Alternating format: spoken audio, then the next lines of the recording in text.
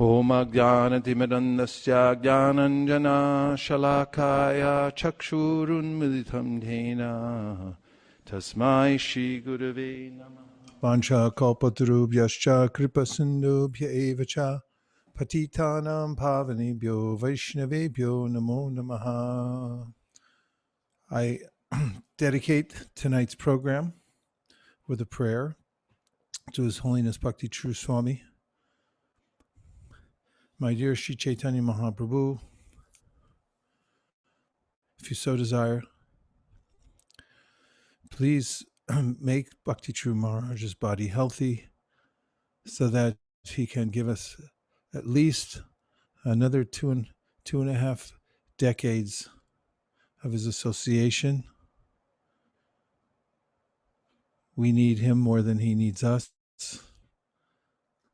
Thank you for considering our request. Hare Krishna. Let's say a few more words about Bhaktivinoda Thakur, because when we remember Bhaktivinoda Thakur, when we worship the previous acharyas, then we get strength to perform devotional service. We also learn great lessons that we can live by, because acharya means one who teaches by example. So I'll take a few of the points that Bhaktivinoda Thakur left so prominently behind that are simple points, but if we follow any of these 3 points, we'll be successful in our practice of devotional service. If we follow all 3 of them, then we'll be supremely successful. So the first one, I'd like to look at a verse from the 4th canto of the Srimad Bhagavatam. If you have any questions or comments, you can post them to our new portal. High tech. Oh, which means I got to click on that button. Do I have that? I must have it somewhere. I'll keep it from now on safe.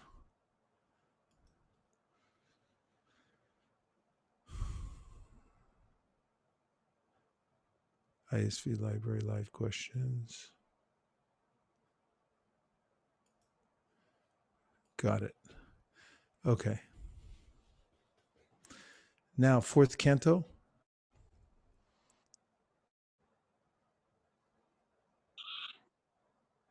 Shut parito yatadina sarameyo graham sharan vindati yadishtam dandam odanam eva va tata kama shayo jiva uchavacha pata brahman uparyado va madhye va yati dishtam priyapriyam.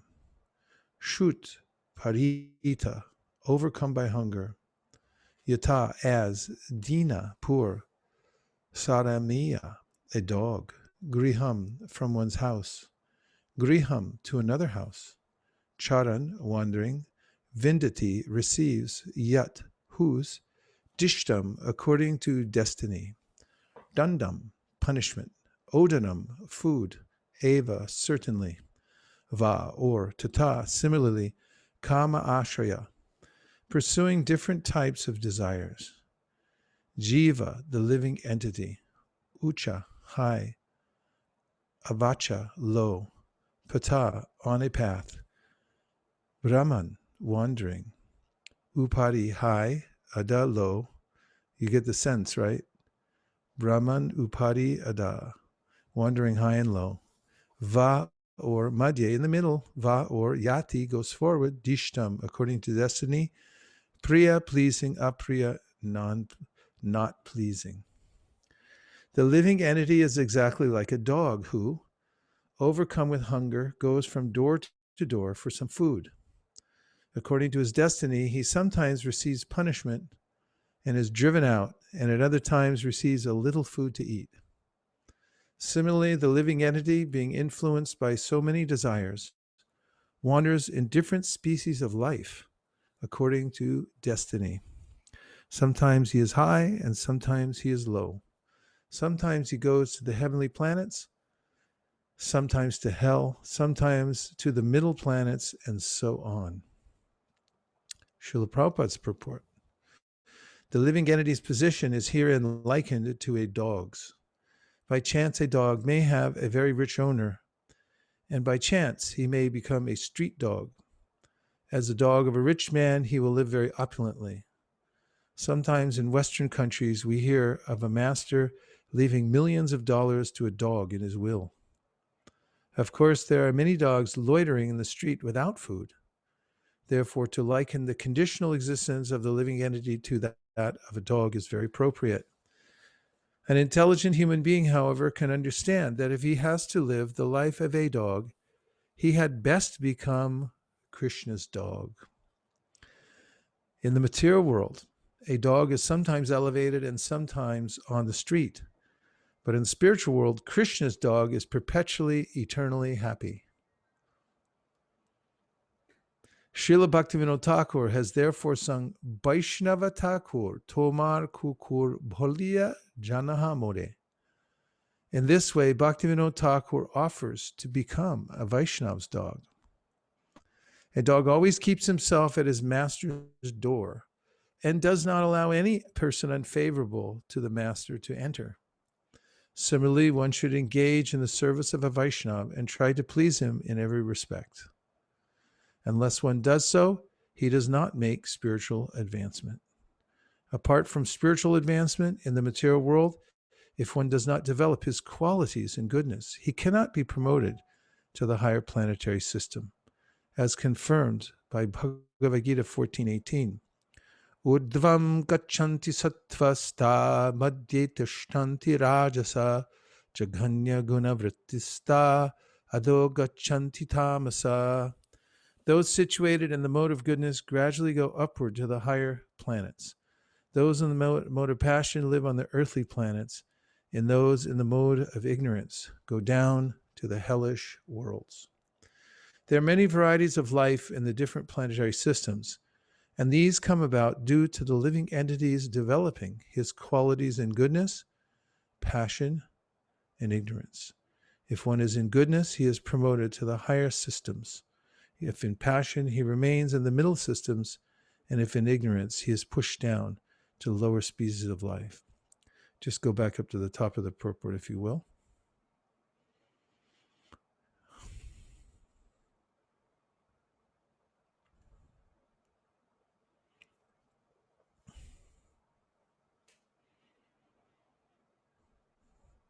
So this is the situation of anyone who comes into the material world, that there's no shelter, and no matter what situation I have now, there can be an upsurge in the modes of nature and I'll be disturbed from my situation.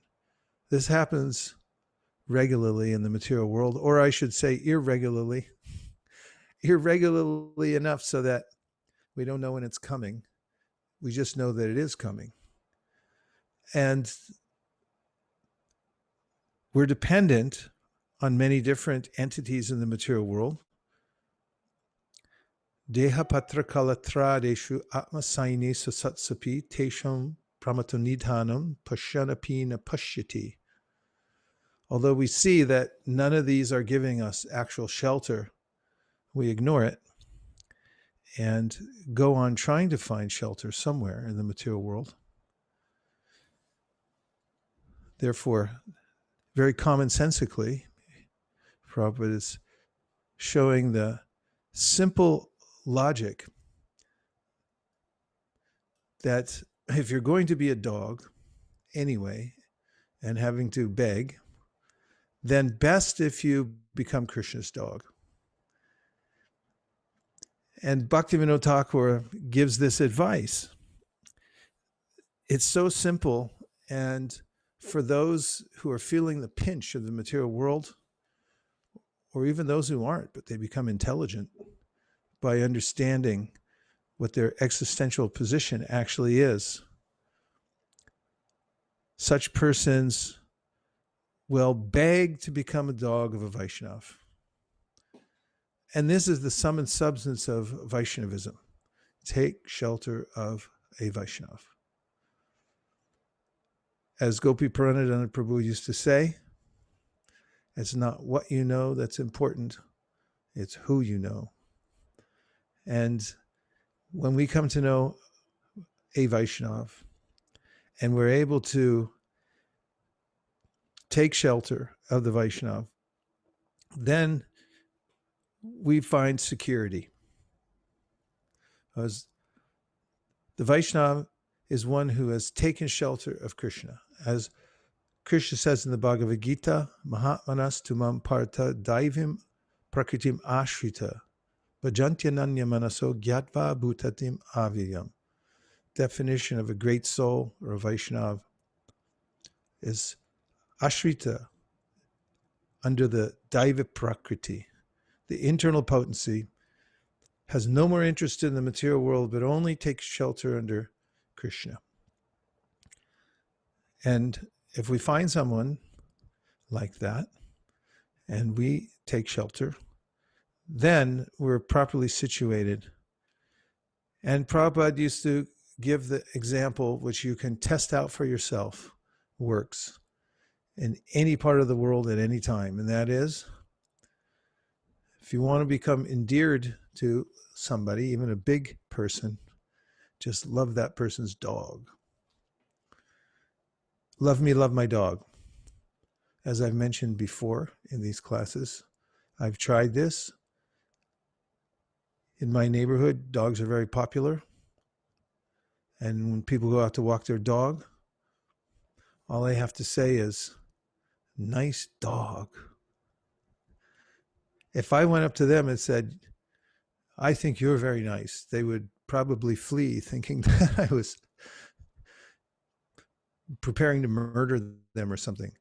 But if I say nice dog, then there's a place for me in their heart immediately. So Krishna says in the Adi Purana, one who says he's my devotee is not my devotee, but one who says he's the devotee of my devotee becomes my devotee. And this is the secret that Bhaktivinoda Thakura teaches in his bhajan, Vaishnava Thakur, Tomar Kukur Bhalia Janaha More. He says that I'll become the dog of a Vaishnav, and I won't live in the house, I'll live on the back porch, and whatever scraps the Vaishnav and his associates throw over the edge, that's what I'll have. They'll leave me some scraps from their food. This is something that Narada Muni mentions when he describes how he became a perfect being.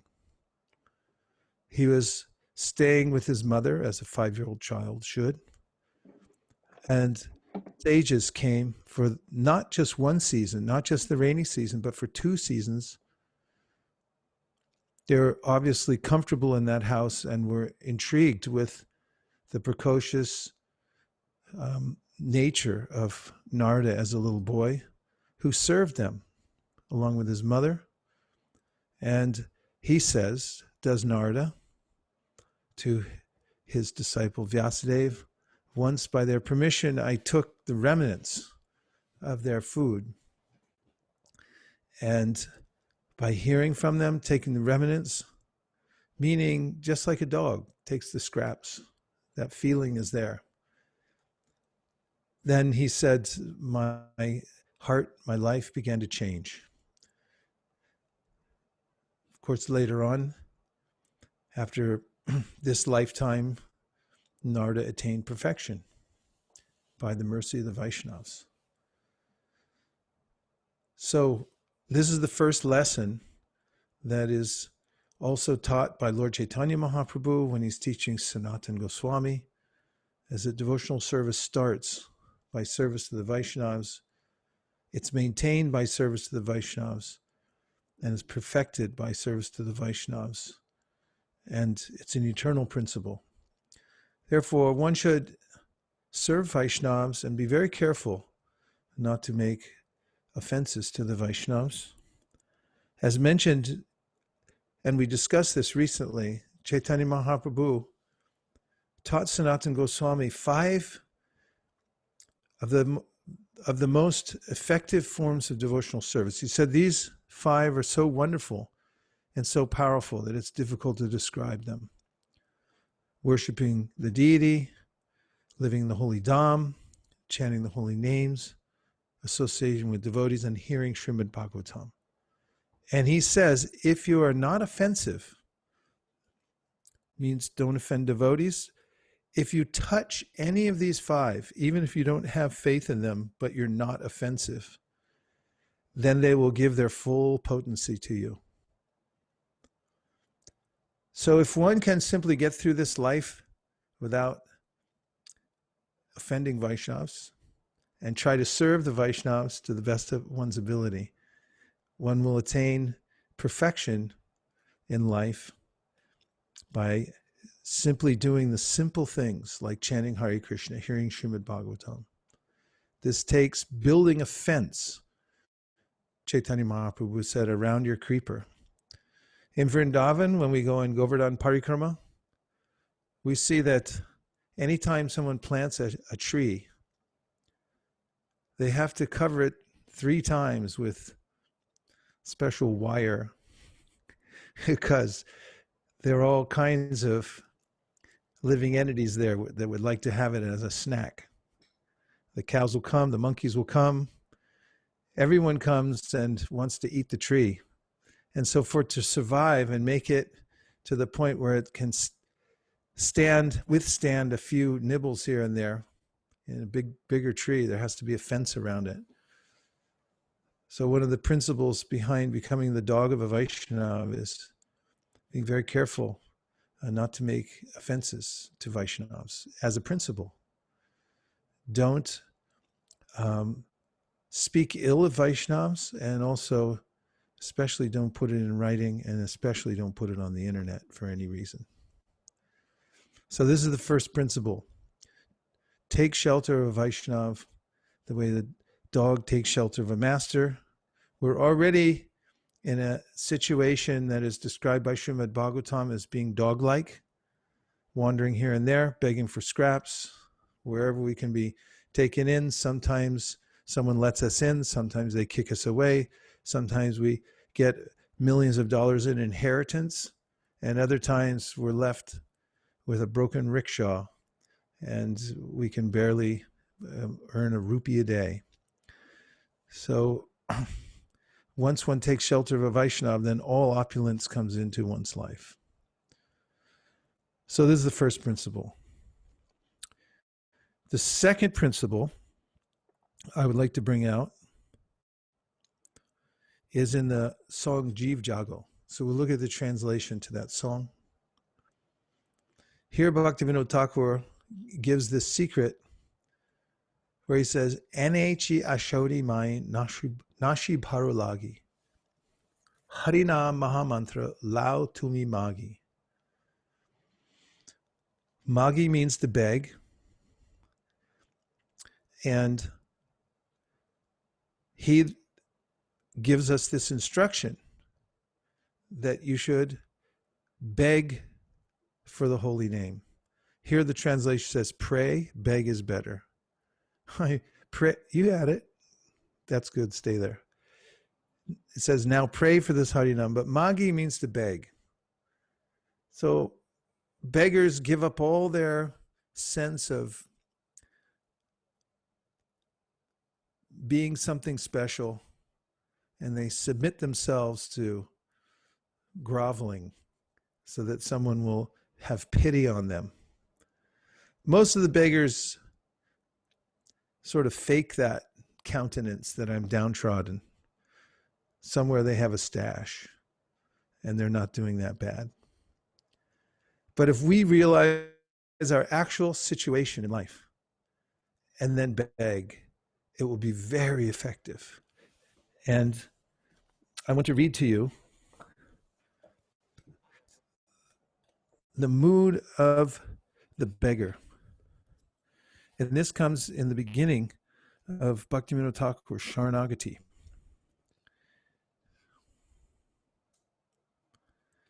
Here he writes,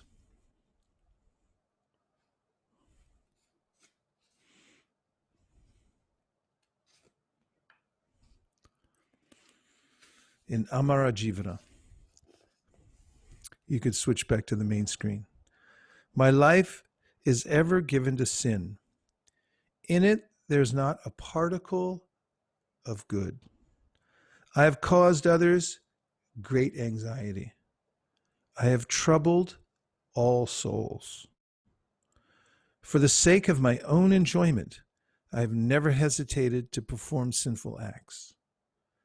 Devoid of all compassion, I am concerned only with my selfish interests.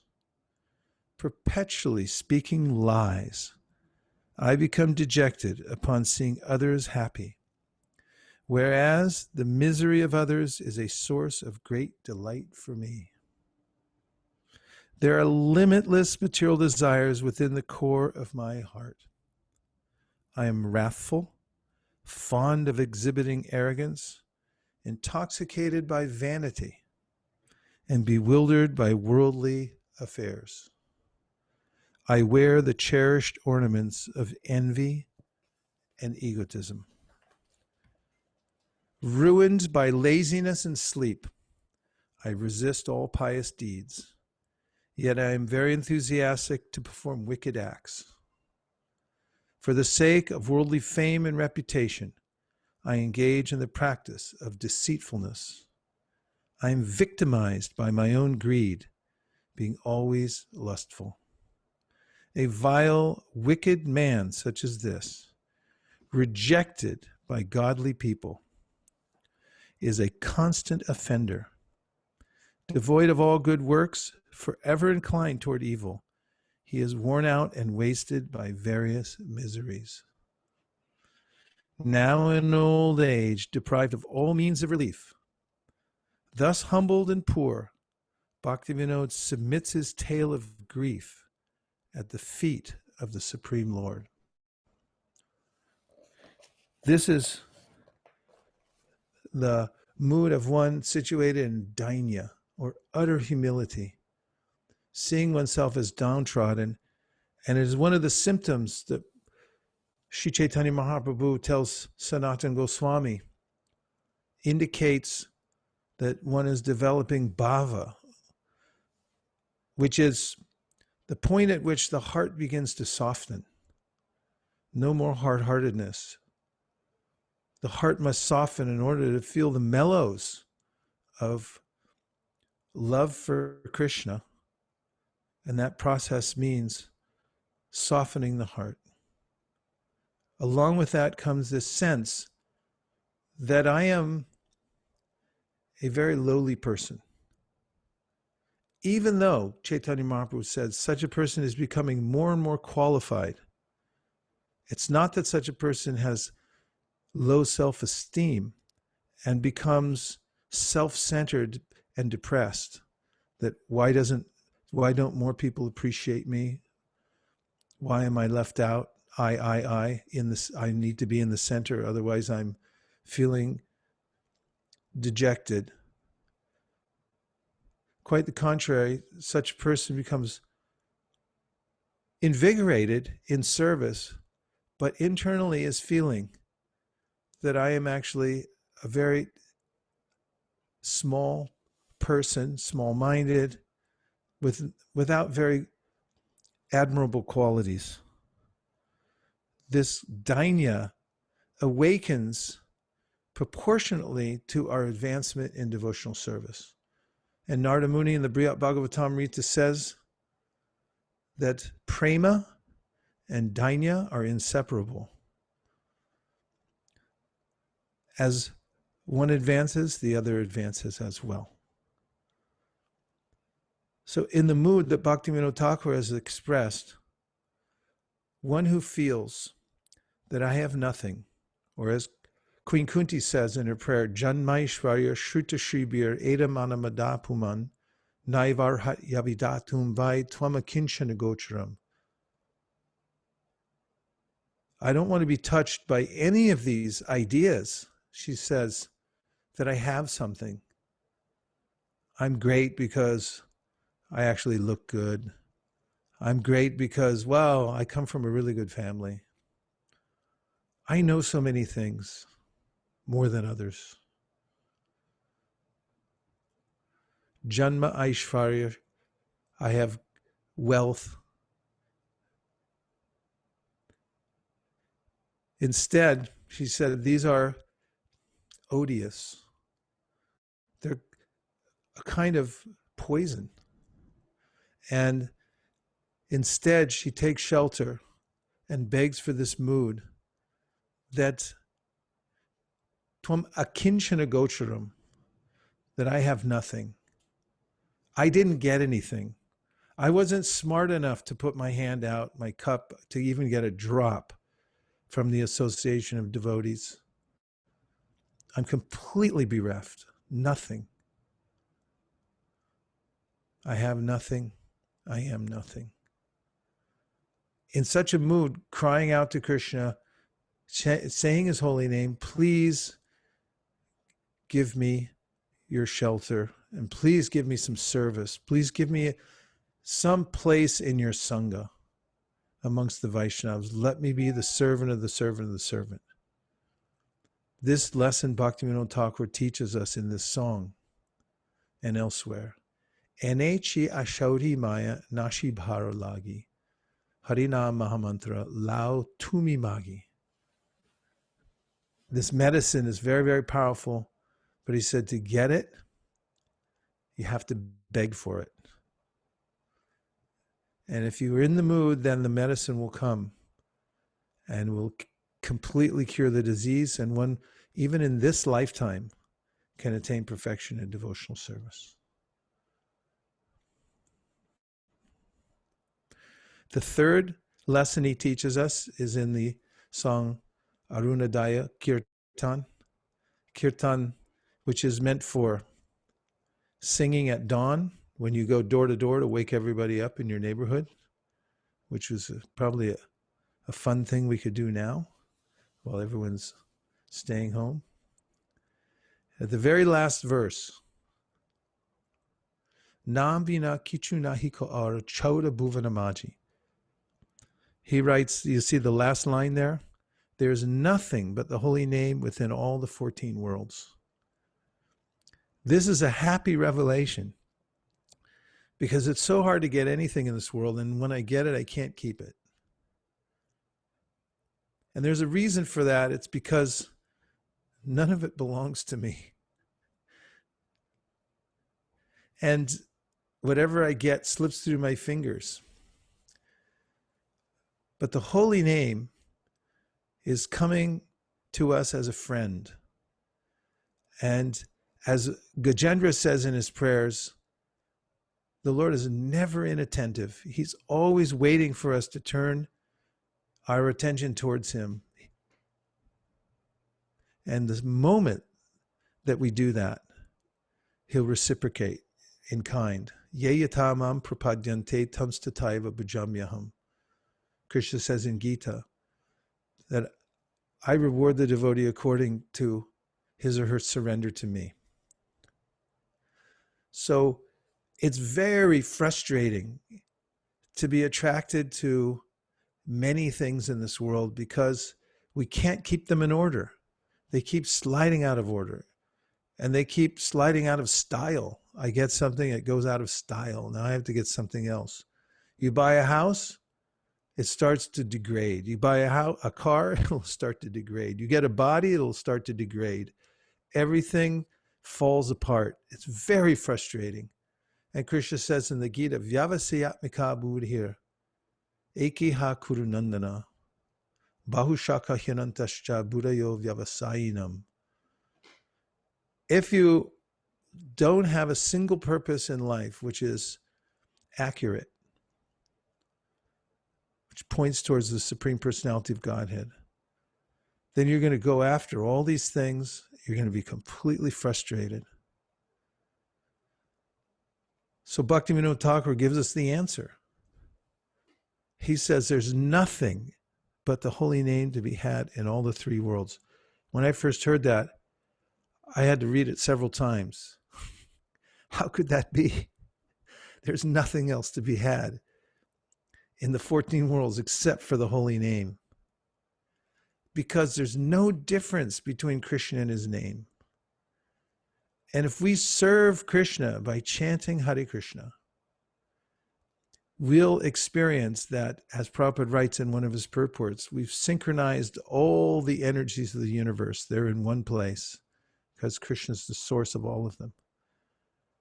So this is the third tip he gives us. Keep in mind that this is our main objective in life. Krishna, no, Krishna's holy name.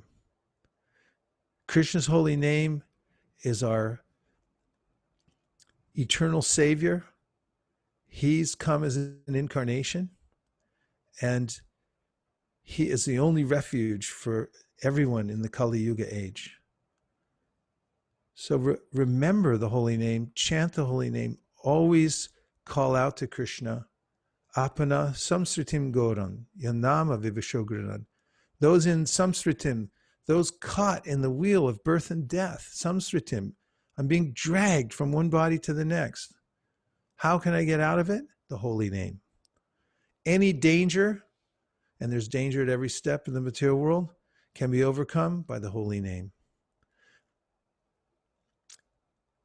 Any desire that I have, it's always fulfilled by the holy name.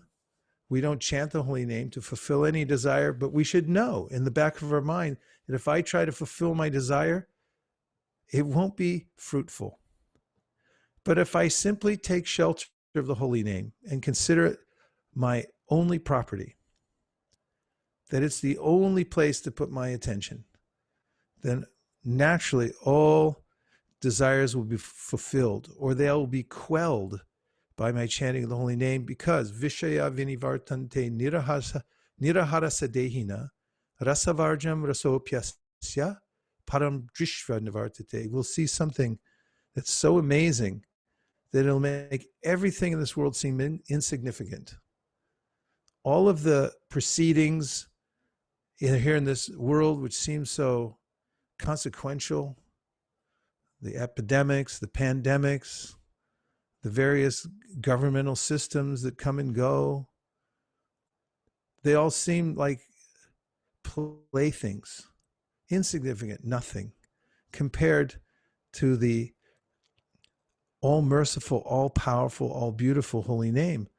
And if one can get a taste of that, sitting in one's corner of one's living room, chanting with attention, sitting on a park bench, going for a walk and chanting while remembering that the holy name and Krishna are non-different, sitting for hours trying to chant and get a taste, whatever way one can, if one can get that experience that there's nothing else to be had but the holy name, that becomes the most wealthy person in the world. Everyone else is simply chasing after a mirage. But those who have realized the importance of the holy name and have this feeling that there's nothing else to be had and nothing else that I want, such a person is self-satisfied, self-controlled. All good qualities will emanate from that person because of his or her association with the holy name. Vasudeve Bhagavati Bhakti Yoga Prayojita Janayat Yashvairagyam Jnanam Chayarahaitukam. By direct devotional service to the Lord, one naturally gets the concomitant benefits of knowledge and detachment from the world.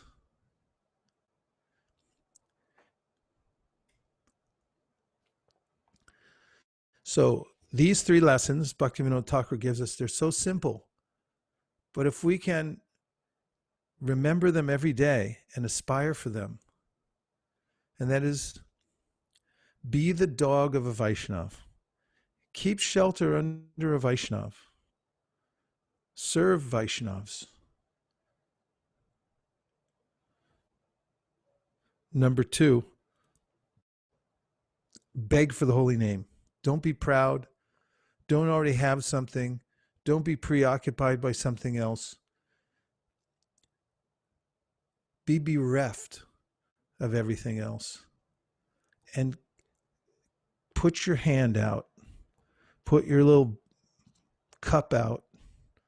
Put a little bowl, something put out there, and say, please, Krishna, I've never tasted this. Please, could I have one molecule, just one molecule? You have to beg and beg and beg and beg and keep asking. And the third is to remember that there's nothing else to be had in the 14 worlds except the holy name. That's a Vaishnav, and that's Nishta, that's fixity. In the practice of spiritual life is to have no other concern, because one knows that I already have everything in the holy name. I don't have to go anywhere. I don't have to buy anything else. All I have to do is be fully dedicated to the service of the holy name by repeating my prescribed number of rounds and more, and by distributing the holy name to as many people as possible. Bhaktivinoda Thakura gave us these three lessons in his bhajans. So we can serve Bhaktivinoda Thakur by remembering these simple principles. And by our example, we can show others the efficacy of devotional service if we're situated in them. Hare Krishna. Now let's just see what's happening here on the question board.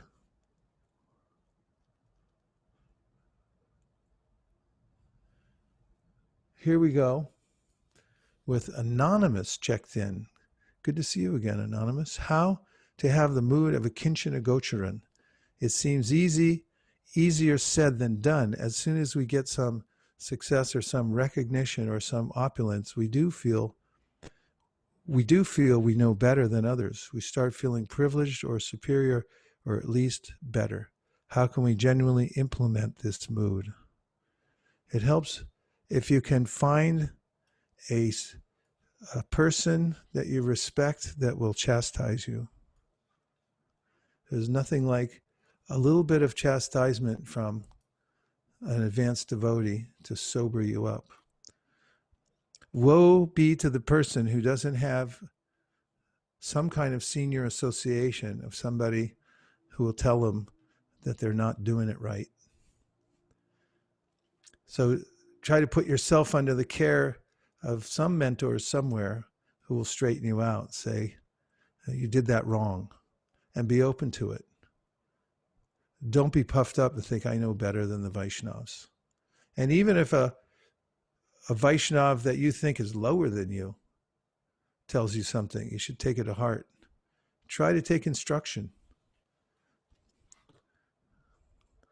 Mayank says, here's a power phrase, everything material goes out of style. And chase for taste, be a beggar.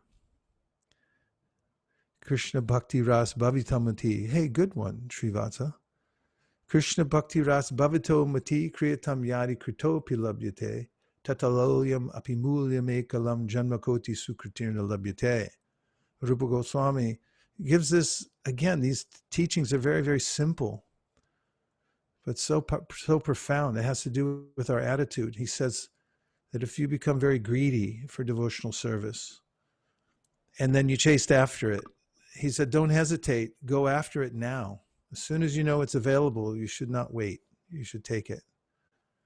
Even Prahlad Maharaj was telling his classmates when he was 5 years old, Komara acharet pragno dharmam bhagavatam iha, durlabam manasan janmad tarapya dhruvamartadam. He said, it doesn't matter you're 5 years old, you go for it now. Don't listen to these people. They say, oh, you wait till you're older. You first go through life and experience all the fun things. Forget that. There's no fun things in this world. Hey, I hate to sound so, but we can see that right now. Yes, we have to be eager for it. So eager that it's called lullium, or greedy for it. I can tell Manjula Kanta is ready to ask a question. Actually, no, Mars, it's a lot to absorb. What you've given us today is such a nice guideline. And you keep telling us, you've repeated it many, many times, but you've just brought it all together with Bhaktivinoda Thakur today. But I was just sitting there thinking, that sometimes everything sounds so simple till you put it into practice. And then you kind of struggle with the concept. So I was really thinking that about the statement that we should beg for the holy name, that we should really understand that we don't have it. And when we do get it, it's all we ever need. But then we always seem to feel like we need something more. I have the weeds, I have my voice, and I'm working, but a little bit more. Why is that? Why is that we want a little bit more when we have it? Why don't you lead us in a simple prayer right now? We'll repeat after you and begging the Lord for the mercy of his holy name. You say it and we'll repeat it.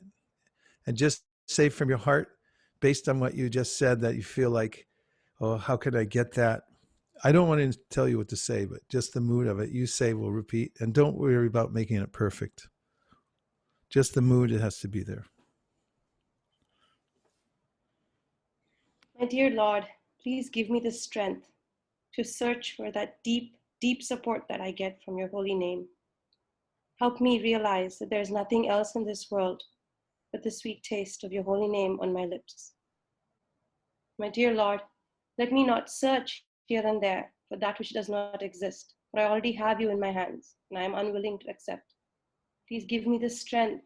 Please give me the vision. Please help me so I may stay on the path and come back home to you.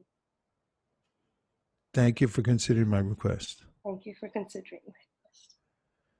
That was more like a bhajan. That was very good. Now just say that one every day. That's what it means to beg. Either say your own prayer or find one from a Vaishnav that you know is already a liberated soul. And just keep saying it, asking Krishna over and over again for this.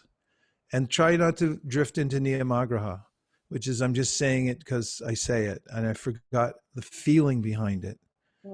Put the feeling behind it.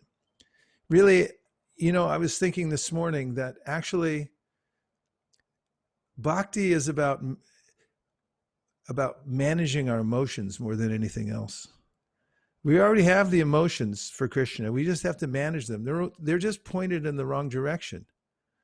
And if you manage them properly and you channel your emotions towards Krishna, Krishna will respond. That's what he keeps saying in the Bhagavad Gita.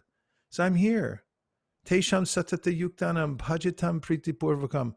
Do bhajan. Bhajan isn't some mechanical thing. It's not being some fancy singer. Bhajan means that you adopt these three principles and you say, Krishna, I don't have anything else. I'm washed up. I'm done. And I don't have anybody else, any other source but you. Instead of channeling it to a movie star and instead of channeling it to the worldly association in any of its forms, just channel a little bit to Krishna. And he says in the Gita, if you just give me one tiny little sign that you want your emotions to go to me, patram pushpam palam toyam, just pick up a leaf somewhere and say, Krishna, this is for you. Then he says, I'll taste that. He'll eat it. He says, Ashnami, I'll eat that. That he's eating it because it was offered with love and devotion. And that's bhakti. You have to manage your emotions. And that's what Kunti is saying when she says, let my emotions be constantly drawn to you. Let them be cut off from the other places. This is managing emotions. Ooh, more questions are coming in. Thank you very much, Manjula Kanta, for always being ready. Okay, well, contemplating my daily reading, I feel I am not assimilating the content. How can I assimilate the books? How do you know you're not assimilating it? Okay, well, let me give you some practical points. One is to teach it. You have to stand and deliver. Start teaching, speaking Bhagavatam to others. You're a very studious person. And the more you can arrange times that you can teach this to other people, they're dying to hear it. They want to hear Bhagavatam. And not just Indians, everybody, they want to hear it. So make some time to teach. You'll see it's all in there. There's a lot more in there than you think. And so don't feel that you're not getting it. And hearing takes a long time. You hear for long periods of time, then you'll be surprised that sometimes it takes a while to catch up to you. And then you'll notice that, wow, maybe I overdosed. Now I'm too Krishna conscious. I can't even stay in the world anymore. I took too much of this stuff. So that helps. And also, just when you're listening, try to relate the material. Think about it carefully. When you're listening, try to relate what Prabhupada's saying in his purports to what's going on in the world and what's going on in your life. Just be attentive. Second, Gopal Champu. Hare Krishna. How do we avail ourselves and fully take advantage of good association? Sometimes it may seem, despite being around advanced devotees and association, one might miss the point. One thing I've noticed is if you are eager to hear from advanced devotees, they'll notice it. And advanced devotees have a lot to offer, and they want to offer it. And if you become a willing hearer and you're very submissive and also surface-oriented, Krishna tells the formula in the Bhagavad Gita, what he says, Tadvidhi pranipatena priprashnena sevaya upadakshantite jnanam jnaninas tatvadarshina. 3 things that you should make a little bracelet out of. 3 jewels. A pranipat. You should be very humble before advanced devotees. You should be humble before any devotees. In fact, should be humble before everybody. But especially great Vaishnavas, Rupa Goswami, in his teachings about how to associate with devotees, says that Krishneti yasagiritam manasadriyeta, etc. He gives this gradation that in your mind you should offer obeisances to those who say Hare Krishna. You should bodily offer obeisances to those who have taken Diksha, and to those who are advanced, you should really not just be demonstrative, but you should be active in their service and trying to do something for them. And then he says, then you should inquire and you should serve. And also, I've found that it helps. One of the things to beg for when you beg the holy name is to beg for advanced association. Because there's nothing more important for advancement in devotional service than getting good association. And if you beg for it and you prepare for it, then when it comes, you'll be able to take advantage of it. And Krishna does send good association to those who sincerely want to advance. That's the main way that we make advancement. Dhanavari says, how do we understand Vishaya Vinivartante Shloka in practical way? Would you please explain with examples? One day, I was distributing books in New York City outside the New York Public Library with my friend Prem Kishore. We had a big table set up. New York was teeming with tourists. There was a European family, very well dressed, hot Saturday afternoon. They were walking down the street, obviously on vacation. They had 2 young kids, probably 7 and 10 years old. And they both had huge ice cream cones. The man bought a Bhagavad Gita, and then Prem Kishore, as he always did, had Maha Sweets, Burfi, from Sri Sri Radha Govinda. He always kept it in a box. And he'd open the box, these big chunks of Burfi, and then he'd hand them to people, which I always thought was, wow, how will they, nowadays during the pandemic, if somebody sees your hand touching, but he had no compunction about doing that. He would hand the, and it seemed like people would just take from him. So he went up after these, the man had bought the book, then he brought out his plastic box full of burfis, Maha Burfi, and he handed one to each of the kids. simultaneously, as he handed them the burfi and they tasted it, they both dropped their ice cream cones into the garbage can that was right there and fully concentrated on the burfi.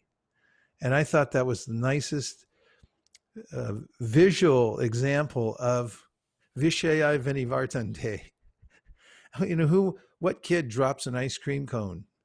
But when they got Mahaprashadam from a devotee that was from right off the Mangal Artik sweet platter in the morning, something in them just dropped it. So when we can feel that association and the nectar, when I first joined the Krishna conscious movement, I remember going on traveling Sankirtan down to San Diego from San Francisco with my friend Banabhata. He had a brand new van. And we had the latest technology in that van, which was a cassette recorder in the van. And not just any cassette recorder, it had automatic turnover, which means you didn't have to pull the tape out. I should tell all of you what a cassette recorder is. It actually had a tape inside, and it was a little square thing with two holes, and run it on reels. Kids, I hope you don't think I'm crazy here, but it actually existed. And you'd put it in a little machine, and then you push the button, and it would go all the way to the end, and then you have to either rewind it or you'd pull it out, turn it over manually, and then start it again.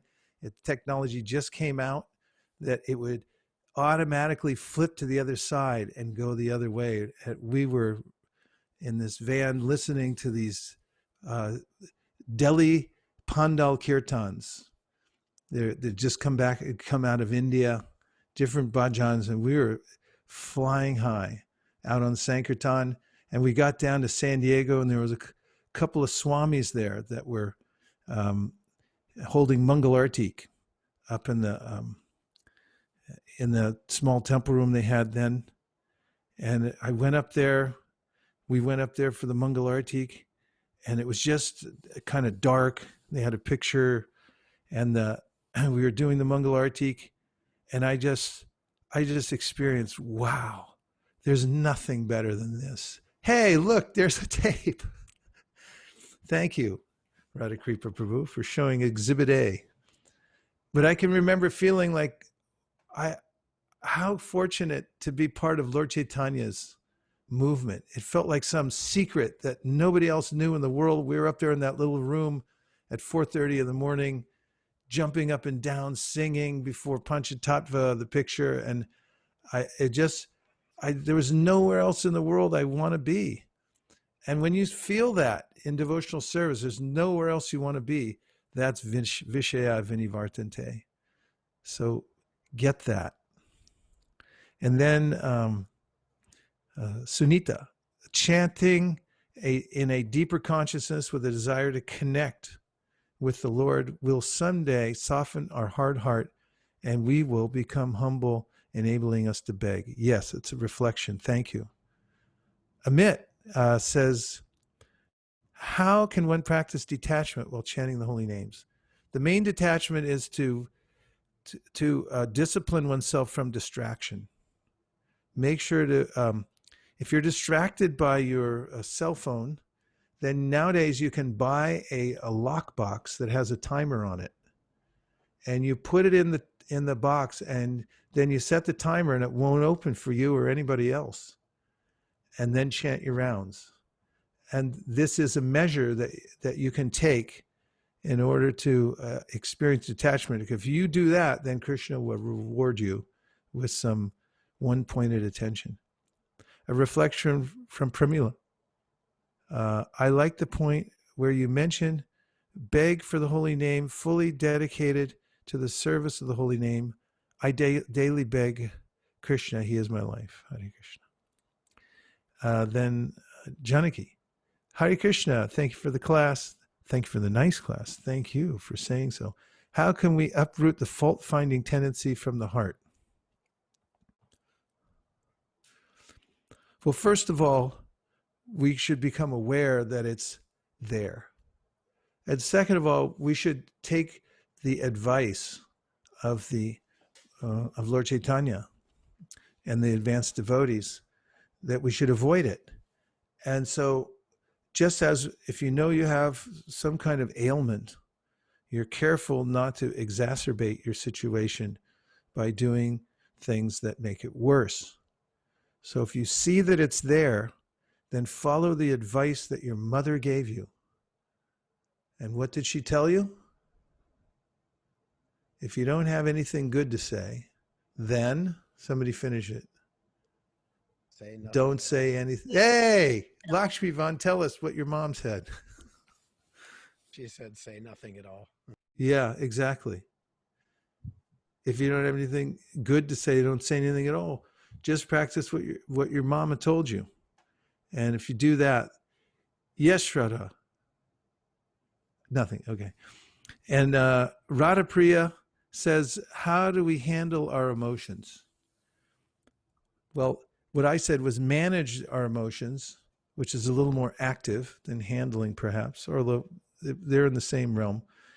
Handling emotions means directing them to Lord Krishna. And I'll give you an example. One moment.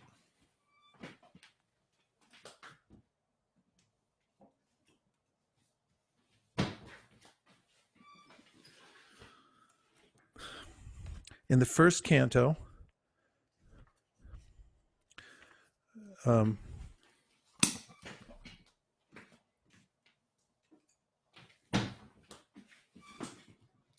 chapter 8, we have this prayer by Kunti Devi, prayers, that is, but the prayer I'm going to bring your attention to may answer your question.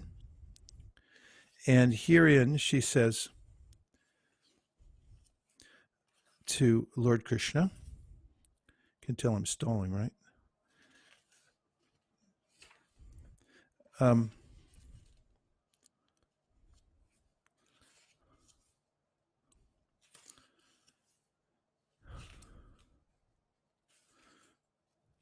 Just now coming.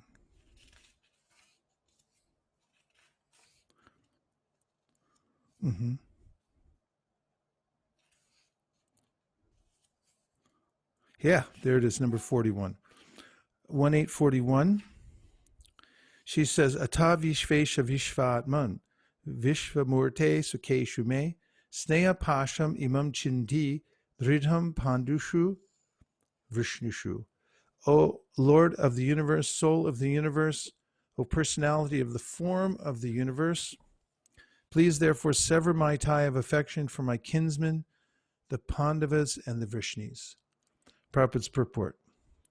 A pure devotee of the Lord is ashamed to ask anything in self-interest from the Lord, but the householders are sometimes obliged to ask favors from the Lord, being bound by the tie of family affection.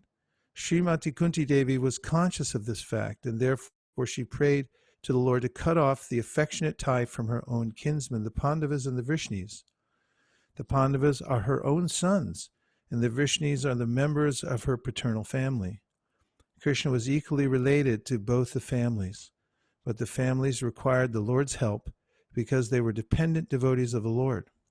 Srimati Kunti Devi wished Sri Krishna to remain with her sons, the Pandavas, but by his doing so, her paternal house would be bereft of the benefit.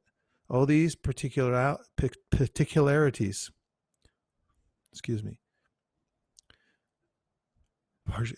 all these partialities troubled the mind of Kunti, and therefore she desired to cut off the affectionate tie. A pure devotee cuts off the limited ties of affection for his family and widens his activities of devotional service for all forgotten souls. The typical example is the band of 6 Goswamis, who followed the path of Lord Chaitanya. All of them belonged to the most enlightened and cultured rich families of the higher castes, but for the benefit of the massive population, they left their comfortable homes and became mendicants. To cut off all family affection means to broaden the field of activities. Without doing this, no one can be qualified as a brahmana, a king, a public leader, or a devotee of the Lord. The personality of Godhead as an ideal king showed this by example. Sri Ramachandra cut off the tie of affection for his beloved wife, to maintain the qualities of an ideal king. Such personalities as a brahmana, a devotee, a king, or a public leader must be very broad-minded in discharging their respective duties. Srimati Kunti Devi was conscious of this fact, and being weak, she prayed to be freed from such bondage of family affection. The Lord is addressed as the Lord of the universe, the Lord of the universal mind, indicating his all-powerful ability to cut the hard knot of family affection. Therefore, it is sometimes experienced that the Lord, out of his special affinity toward a weak devotee, breaks the family affection by force of circumstances arranged by his all-powerful energy. By doing so, he causes the devotee to become completely dependent on him, and thus clears the path for his going back home, back to Godhead. This is an example, and as Prabhupada pointed out, there's ways in which for any responsible task that one wants to take in this world, you have to manage your emotions. For instance, there's the fault of nepotism that comes up in public service. Oftentimes people have emotions for their family and they say, I have a powerful position, therefore let me put my people in first. This is wrong because you have a conflict of interest. Therefore you have to manage your emotions and say, no, I will resist this and I'll put somebody else who's qualified in, not my own kith and kin. It won't look well. In fact, oftentimes there are proscriptions that one should not do this. For instance, on certain kinds of boards of directors, it's not allowed to have family members because the emotion is so strong in this world that I may misuse it. I may not even know I'm misusing it. I just do it.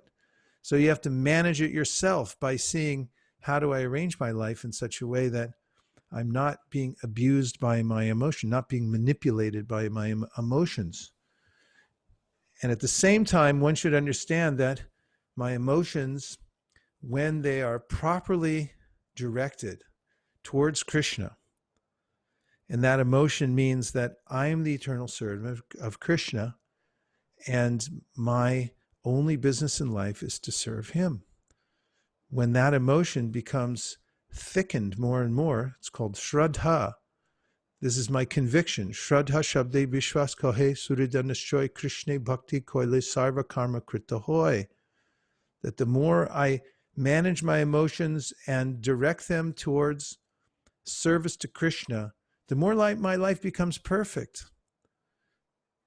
And that is bhakti, actually. It's managing the emotions towards my eternal identity as a servant of Krishna and restricting, consciously restricting my emotions from going where they shouldn't go.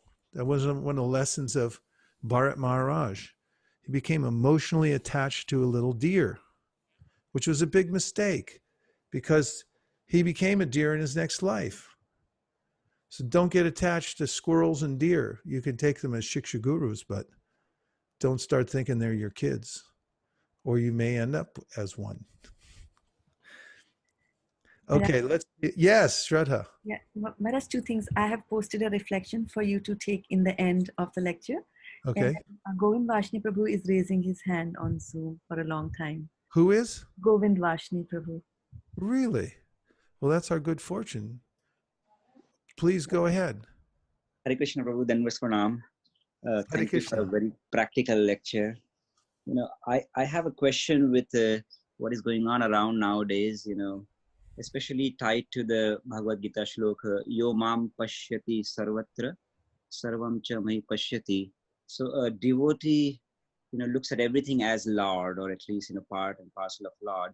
Now, during this time, you know, people are losing their jobs, you know, contracts are getting canceled, you know, monies are not incoming, and all these people are looting the shops and all this going on. So how does a devotee see practically that Krishna is actually, you know, working through them? You know, how do we relate to this? It helps to remember what our purpose is here in the world. When we become very rigid in our determination to make a settlement here in the material world, everything seems to be a disturbance to that. If you have a very a rigid house sitting on the San Andreas fault line, when the fault moves, when the plates shift, at least that's the theory, tectonic plate shifting makes some kind of a disturbance through earthquakes, if that's what it is, then the house gets disturbed, to say the least. It can actually fall off its foundation. And then it seems like a big disaster. But if I'm just camped out on the land, I don't have a rigid house sitting there with a lot invested in it, and an earthquake comes, it'll be like a curiosity. Wow, that was interesting. Some energy passed through the earth right now. And you'll get up and move to another part of the meadow. So the way in which I situate myself in this world philosophically will determine the degree to which I'm disturbed by the various shifts of energy that take place in the world. These shifts of energy are going on perpetually because of the movement of the three modes of material nature, goodness, passion, and ignorance. They're always mixing. Even the demigods, Prabhupada said, they were sitting in the heavenly planets thinking, life is really good, until Hiranyakashipu showed up. And then the news got all the way up there that there's a new sheriff in town and it's not you. And Hiranyakashipu ruined everything. He took away everyone's service. He contradicted the laws of nature. He harassed everyone. He prohibited yajna. And all that just happened one day when the demigods were going about their work and thought life is good. And so if we have a clear idea about what actually happens in the material world, which can be gotten from reading Bhagavad Gita, where Krishna says, of the whole material world, Abrahma bhuvana loka punar avartino arjuna mamupetya tukontiya punar janma nividyate. Guess what? He says, it's happening from the top planet down to the bottom planet. And then he says, what is this place? Dukkha layam. It's a place of misery. Duk means you're out of balance. So if you have this kind of vision, when things come, they come and go. And just in managing our lives on a day-to-day basis, we should not think summer all summer. We should think winter during the summer. If during the summer we're thinking life is good, everything's okay, don't you know, following that is going to come another winter? But during the winter, what comes next? Spring. After the darkness of night, what comes? The light. The material world's always in flux. And of course, there's always these sayings like it's always darkest before the dawn. And that's true. And these upsurges in material nature are not necessarily bad. If there's a fire in the forest, there's a signboard in the Muir Woods, and it tells about the benefits of a forest fire. When the fire burns down the forest, which looks at the time to be a complete disaster, it says that it gives nourishment to all the plants with the new burnt remnants of the foliage on the ground, and it also opens up the canopy. New growth starts. In fact, there's some kinds of seeds that don't even germinate until they're burned in the fire. And it starts over again. If you come back a little while later, you won't be able to tell the difference. You'll just see a fresh new forest. So really, we have to take shelter of Bhagavad Gita as we're doing our work in the world and not become attached to any particular circumstance. We do our duty.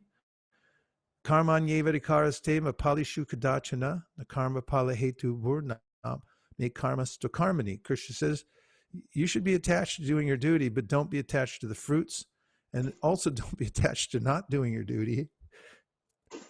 And he says, in all circumstances, don't think that things are going to go a particular way. He says that in the 12th chapter of the Gita. So from a very high up point of view, we should see that the material world is always changing, and also that a little change is not going to necessarily be bad. It happens all the time, one way or the other.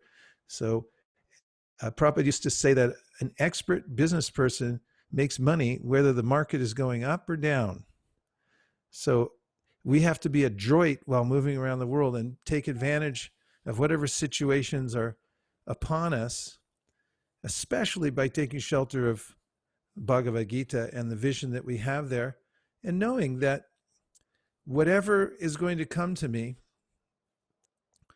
will come of its own accord. I was thinking of this, I had this thought experiment the other day. This is the last thing I'll say because we have some announcements to make for the Sankirtan. I just want to see if this is a valid thought experiment and get your opinion. Shall I try it? Okay. Sure. All right. Let's just say here in Silicon Valley. A quick question, Prabhuji, just in case, I know you are maybe out of time. Regarding the seventh Goswami for Bhaktivinoda Thakur we are doing, who has given the name seventh Goswami? Do you know? There was it's mentioned in the Sri Bhakti Siddhanta Vaibhav that there was a personality who was writing about the present day Gaudiya Vaishnavism. I think he was a writer in Calcutta, and he wrote something, and he deemed Bhaktivinoda Thakur the seventh Goswami, comparing his work to the work of the original six Goswamis. And then it obviously caught on. Thank you. Okay, shall I try this thought experiment now? Bali, should I go? You listening? Yes, Prabhuji. Okay, all right, here I go. Yeah. Here in Silicon Valley, we divide up all the money that's here now in Silicon Valley. And we give everyone an equal amount. Now it's not exactly equal, right? Right. Okay, so then we divide it all up and everyone gets an equal amount after we figure out how much money is in Silicon Valley. And we'll be very scientific about the boundaries of what's Silicon Valley, and everyone has to get the same amount of money. In 1 year, after people go about their daily lives and business with the same amount of money, will they end up with the same amount of money at the end of the year? No. Nope. No chance. Because everyone has different capabilities and everyone has different karmas. And Chaitanya Mahaprabhu told his followers, so you look out in the world and see that the Lord's filled up the universe with food and money, but every person, even every animal, only gets as much as they're destined to get by their karma. And if you get a little more, by some destiny will be taken. If you get a little less, if it's not your destiny, you'll get a little more. And Prabhupada puts it in the 8th canto of the Bhagavatam that it's like a court order. He said that's why philanthropy really is spreading Krishna consciousness. It's not about trying to help people with doing superficial philanthropy for the body.